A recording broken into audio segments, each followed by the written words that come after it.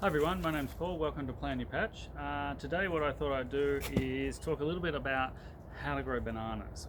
So bananas are not usually the first thing that you think of when you're planning an edible garden. However, they are a great plant to grow, and they can be grown in a much wider region than perhaps a lot of people think. So for me, where I live in Melbourne, Australia, and that is around about zone 10 in the US hardiness zones. And Melbourne is certainly not the place that the average person that lives here would think they'd be able to grow a banana. And I'm guessing that, and we know that you can grow it in even colder regions, down to probably zone 9, if it just doesn't get too cold. Now this particular, but the difference is there are a few differences in the way that you grow the plant. So the number one thing about growing a banana plant is that it needs a lot of water. So where I'm standing right now, I have an actual pipe running down from the bath in the house, and so what's happening is that every time someone has a bath, the entire bath water gets dumped onto the plant. And what you may not realise about banana plants, and I've got an old sort of side of one of these branches behind us that's dried out and died off, but if you look very closely at it, you'll see that there's a whole series of cells. Okay, and basically when this was living on the tree, these cells in layers were full of water. So literally the plant, these stalks are literally just all of these cells chock-a-block full of water. So if you're going to grow one of these things and you don't want to be standing there watering, you need to make sure it's in probably the wettest part of your garden, and ideally in the warmest. So the other reason I have it in this location, I have it for two reasons. Number one is that it has the water source, and number two is it's on a south-facing wall. So I'm in the southern hemisphere, so that means that's the wall that gets on a north-facing wall. So in the northern hemisphere, you'd be ideally placing it on a south-facing wall. Now the other differences that you'll find with bananas is if you can buy them locally, they'll usually get in little pots about this tall. So this one, which is probably 10 years old, started as life as a little tiny pot, and I'll show you the full size of it, but it's as big as a two-story house. The top of the leaves are reaching the top of the two-story. And what normally happens with them, if you go to somewhere that is growing them commercially, so that would be in Australia, that would be north of Sydney, well north of Sydney, is that what happens in those conditions where it's hot and they get lots of water is that they will produce a stalk with a single flower and the bunch of bananas in a single season. However, and then they cut it to the ground, and then the sucker will come up the following year, and then the cycle just repeats. Now, with growing bananas in a cooler region where the temperatures are not optimal but still doable, and by the way, it's raining. It started raining while I'm making this video. But if it's not optimal, this means that the process of them getting big enough, producing the flowering and then producing the fruit takes a lot longer to do.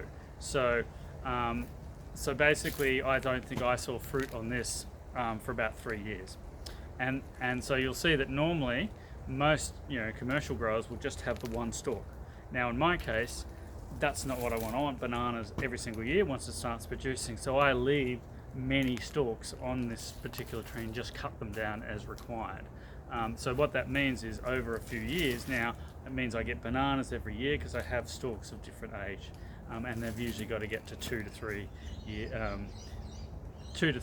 years at least before they will produce a flower. So for each year, for this one, I get about 3 bunches of banana. So I'm going to pause the video here and I'll bring back a bunch of bananas I've just chopped down. Okay, so this is literally the first bunch I've taken this year. Okay, so normally they will produce fruit at the end of autumn, and you'll get them in big chunks like this. Now, obviously, if you have 3 of these, and there's a lot of bananas on here, even though they're a bit smaller, they're a different variety to what you buy in the supermarket. the problem you're now thinking is, oh, I'm going to have bananas coming out of my ears all ripening simultaneously. Now, that's actually not what happens, because the bananas that we are growing here, we can slow the ripening down to spread the whole harvest. So all I do with that bunch of bananas is I cut off however many I think I'm going to need, and I put them inside and let them ripen, and everything else stays outside. So actually, from these 3 bananas, I'll probably have bananas for the next 2 to 3 months, depending on how fast I eat them. So you can control the ripening. There is a limit on that, but that is the real advantage. So this is where, growing your own bananas is actually a great thing to do. Now, in terms of when to plant, to get the best out of your banana, you should be planting obviously in spring, okay? And these are quite hungry plants. So what you want to do is load up with as much compost as you can, and obviously what the key thing, as we've said from day one, is it needs a lot of water. So that means you need a water source, or just the wettest place you can find to get the bananas going. And basically the only care that is actually required, the only thing I do with this banana these days is essentially when I'm harvesting, I will basically get into that banana, which I haven't done. You can see it's like a forest behind me, and I will basically chop it down. And you can just use a saw. It's not like cutting, because the cells are made of water, they're very easy to cut, so it's just like straight through. Okay, so it'll take less than 15 seconds to cut through even one of the fattest branches in there. So trimming it and taking branches out is very easy to do. So basically the only thing I do is, as soon as it produces a flower, and I'm ready to take the harvest of bananas, that's when I take out whichever stem it was. Now, because this is producing more and more stems, the other thing I will do is that if they're getting a bit in the way, I might take a couple out. But apart from that, there's not a lot else to do. So it's a great plant to have, because it's just so easy to grow. So if you pause for a second, I'll pause it for a second. We'll show you a few other features of the plant before we head off. Okay, so we're back again. So as we tilt up the screen, what you'll see is you'll see coming into shot, just at the top of the screen, coming into the center of the shot now, is what one of the banana flowers looks like. So you'll see it produces this big sort of closed flower. It kind of looks like an upside down tulip or something like that. And what happens is, and you can see it at the back, what happens is the petals of the flower open up, and then the little bananas in each layer open up to produce the fruit. Okay, and that's pretty much what you see. And and there's not even an exact time when you need to harvest. I just have a look at them and say, do I think they're big enough yet? So at the moment, I think they're a little bit little to harvest, so I'm just going to leave it a bit longer and see how we go, because they're pretty forgiving in when they also need to be harvested.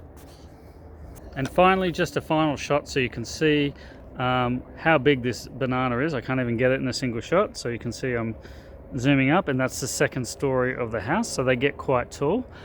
So what I actually end up doing when I'm harvesting the bananas, because they're quite high up, so I had one a couple of days up that was close to the top of the roof, is I just reach in and cut the actual stem, let it fall down, and then remove the bananas off the end, which are just sitting down there now. Now, I hope that's useful. I hope it's encouraged you to grow your own banana. And if you've got any questions, leave them in the comments. Otherwise, you can also hop on our website, which does have a few articles about bananas and which one the best ones are to grow, and I'll leave that in the comments. All right, guys, catch you later. Have a great day.